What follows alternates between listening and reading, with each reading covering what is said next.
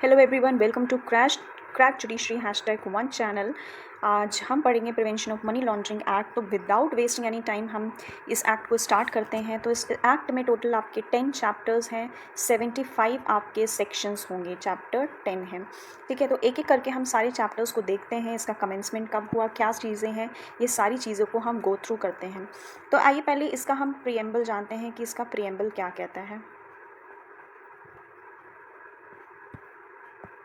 इसका प्रीएम्बल कहता है कि an act to prevent money laundering, to provide for confiscation of property derived from or involve in money laundering and for matters. Money laundering मतलब आप कोई पैसे की हेर फेर कर रहे हैं, ठीक है। तो उसको प्रिवेंट करने के लिए, या कोई प्रॉपर्टी है जो आपने किसी मनी को लॉन्डर करने के बाद आपने कोई प्रॉपर्टी ली हुई है, तो उस प्रॉपर्टी को हम क्या करेंगे, कॉन्फिस्केट करेंगे, मतलब जब्त करेंगे, ठीक। अब whereas political declaration and global programme of action ने एनेक्स किया था रिजोल्यूशन, जो जनरल असेंबली यूनाइटेड नेशन का है, उसने अडॉप्ट किया था 17th स्पेशल सेशन में 1990 को। वेयर एज अगर पॉलिटिकल डिक्लेरेशन भी है, उसमें भी अडॉप्ट किया गया था special session of the United Nation 1998 8 to 10 जून को। Then it is consider to implement the aforesaid resolution and declaration. फिर वो बाद में रिजोल्यूशन और जो डिक्लेरेशन था उसको इम्प्लीमेंट किया गया था। अब प्रिलिमिनरी में बात करेंगे तो इसमें सेक्शन 1 एंड 2 सेक्शंस हैं। तो प्रिलिमिनरी में पहला सेक्शन आपका कहता है short title and extent and commencement.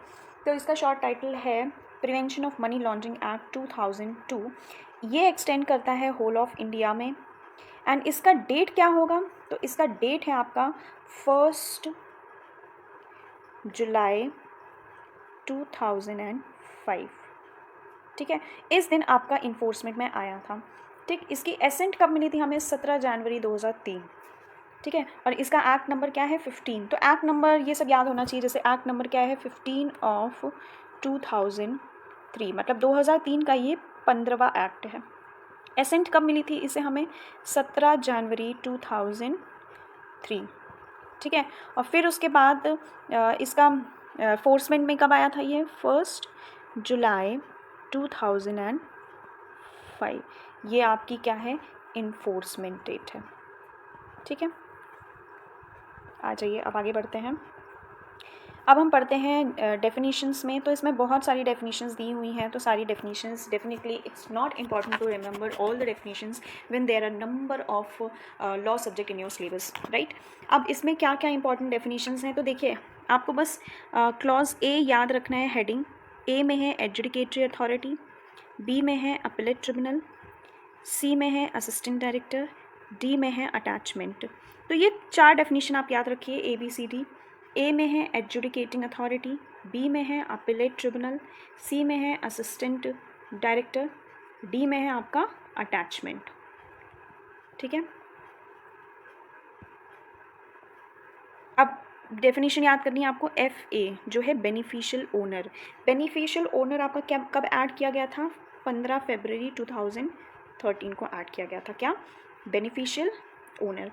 Beneficial owner का मतलब क्या होता है, वो इंडिविजुअल जो अल्टीमेटली ओन करता है या कंट्रोल करता है, a client of reporting entity, और पर्सन जिसके बिहाफ पे कोई ट्रांजैक्शन किया जा रहा है, उसमें पर्सन कौन इंक्लूड होगा, जो एक्सरसाइज करता है effective control over juridical person. तो उसको हम बेनिफिशियल ओनर, जो बेनिफिट ड्राइव कर रहा है, ठीक है, अल्टीमेटली बेनिफिट या कंट्रोल डिराइव कर रहा है, या किसी कोई पर्सन जो अल्टीमेटली इफेक्टिव कंट्रोल ले रहा है ओवर जुरिडिकल पर्सन, तो उसको हम बेनिफिशियल ओनर कहते हैं, ठीक है। अब चिट फंड कंपनी आपको याद रखना है। एच में क्या बोला, चिट फंड कंपनी, कोई कंपनी मैनेजिंग, कंडक्टिंग और सुपरवाइजिंग एज फोरमैन एजेंट और in any other capacity chits, जो फिर डिफाइंड है आपके section 2 of the chit fund act. अब इसमें एक डेफिनेशन आपको याद करनी है, इंटरमीडियरी। डेफिनेशन एन बात करती है आपकी इंटरमीडियरी। इंटर में एन आ रहा है ना, तो एन से क्या है आपका, इंटरमीडियरी। कोई स्टॉक ब्रोकर है। इंटरमीडियरी मतलब क्या होता है, कोई भी स्टॉक ब्रोकर है, कोई शेयर ट्रांसफ़र एजेंट है, banker to an issue, trustee है कोई ट्रस्ट डीड का, कोई रजिस्ट्रार है, मर्चेंट बैंकर है, underwriter, portfolio manager, investment adviser है, कोई इंटरमीडियरी एसोसिएटेड है किसी सिक्योरिटी मार्केट से, या रजिस्टर्ड है किस अंडर सेक्शन 12 ऑफ सेबी। तो ये सारे क्या है आपका, इंटरमीडियरी। या कोई एसोसिएशन है जो रिकॉग्नाइज्ड है फॉरवर्ड कॉन्ट्रैक्ट रेगुलेशन एक्ट से, कोई इंटरमीडियरी रजिस्टर्ड है पेंशन फंड रेगुलेटरी डेवलपमेंट से, कोई रिकॉग्नाइज स्टॉक एक्सचेंज है सेबी का, सिक्योरिटीज़ कंट्रोल रेगुलेशन का। तो ये कौन होंगे, सारे इंटरमीडियरी होंगे, ठीक है। अब इन्वेस्टिगेशन NA इन्वेस्टिगेशन याद करना है आपको। एन में है इंटरमीडिएटरी और NA है आपका इन्वेस्टिगेशन। ये भी आपका कब ऐड हुआ है 17/2005। ये इंक्लूड करता है वो प्रोसीडिंग्स जो कोई डायरेक्टर और जो अथॉरिटी अगर सेंट्रल गवर्नमेंट के थ्रू ऑथराइज्ड है for the collection of evidence. जाहिर सी बात है, हम CRPC या BNSS में भी यही पढ़ते हैं कि इन्वेस्टिगेशन क्यों की जाती है, for the collection of the evidence. Money laundering, उसका मीनिंग असाइंड है आपके सेक्शन 3 में, ठीक है। यहाँ पे कहाँ डिफाइंड है आपका section 2P, P money laundering.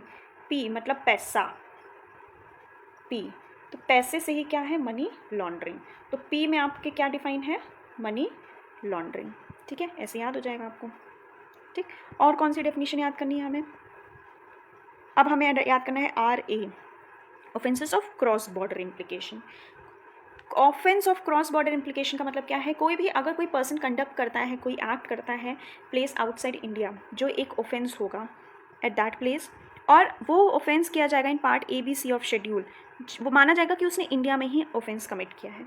या कोई ऐसा ऑफेंस है, एक तो आपका कंडक्ट है, देखो offence of cross border implication में दो चीज़ आती हैं, एक एनी कंडक्ट मतलब एक्ट हो गया आपका, या कोई और ऑफेंस जो इंडिया में माना जाएगा कि आपने वो ऑफेंस किया है। अगर बाहर आपने किया है, वो पर्सन ने एक्ट किया है, वहाँ पे भी ऑफेंस है, लेकिन एज पर पार्ट ABC जो है शेड्यूल का माना जाएगा इंडिया में भी उसको करने से ऑफेंस होगा, तो वो offence of cross border implications में आएगा। पेमेंट सिस्टम RRB वाला पेपर होता है ना, रीजनल रूरल बैंक, तो RB में आ जाओ, पेमेंट सिस्टम RB का, ठीक है।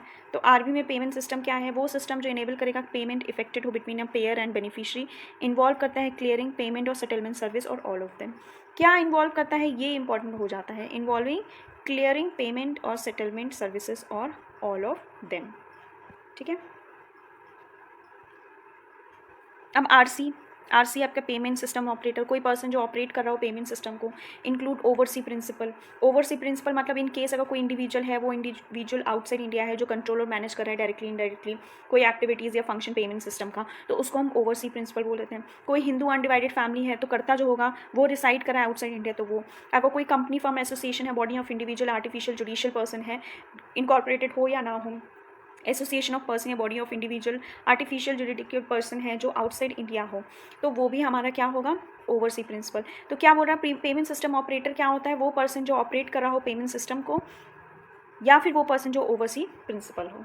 अब एस आ जाओ, पर्सन, पर्सन, जैसे पर्सन, सन आता है ना, सन एस, ठीक है। तो पर्सन कहाँ पे है आपका, एस में पर्सन। कोई individual, HUF, company, firm, association, body of individual, artificial juridical person, कोई एजेंसी होगी, ऑफिस ब्रांच, कोई ओन कंट्रोल हो, अबव मेंशन पर्सन, तो ये सब पर्सन में आते हैं।